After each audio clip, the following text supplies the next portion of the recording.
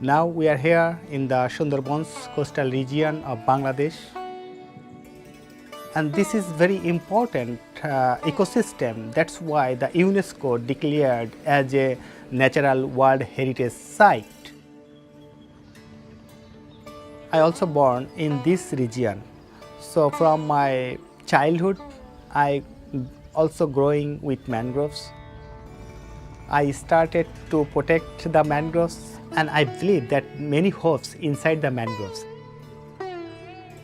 Many people depends on their livelihoods on this mangrove forest, but due to their poverty and lack of conservation knowledge, they involve themselves with some mangrove destructive activities. That's why BETS is coming here and working with the community to improve their livelihoods, involve them with this mangrove ecosystem conservation. And we are very lucky that recently one of our project is awarded from the Ocean Community Grant. We are so happy that the Mangrove Action Project also partnering with us to implement this project, especially the mangrove restoration training workshop and the mangrove education program. So we teach in our methodology of community-based ecological mangrove restoration. And obviously ecological mangrove restoration, we mean working with nature to restore mangroves and thinking about natural regeneration and thinking holistically about the whole ecosystem. And then the community-based, we really mean all stakeholders, but the community-based really highlights the fact that communities must be involved in restoration work. And sadly, a lot of the time they're really overlooked. Many activities, many plantation activities are going on. Many people want to plant, ready to plant, but they don't have the proper knowledge on proper mangrove restoration activities.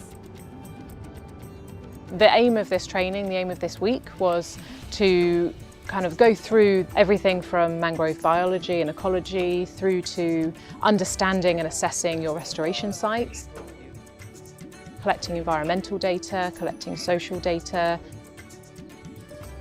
community engagement, really working with the communities to understand the site and social history, and then deciding how to implement projects, whether it's social challenges to overcome or environmental, and then how to monitor as well.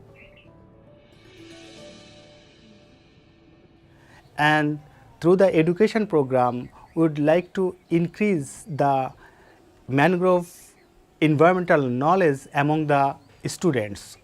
Almost 300 students will get the proper knowledge on coastal ecosystem.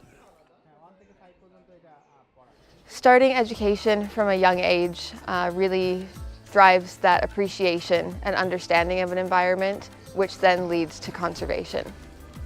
We're also getting to connect with some local schools and meeting teachers, discussing our hopes for the next round of this program, where we're going to be introducing a mangrove education curriculum to the schools and to teachers, doing teacher workshop trainings to really get the teachers to have a better understanding of mangrove environments, why they're important, how them and their students can play a role in protecting these habitats and ensuring their long-term conservation. As well as just having teachers get more excited about teaching environmental education as a whole. So through all of this process, we would like to create a good environment or a better mangrove zone in this region. So happy, healthy mangroves, healthy ecosystems, and happy coastal community.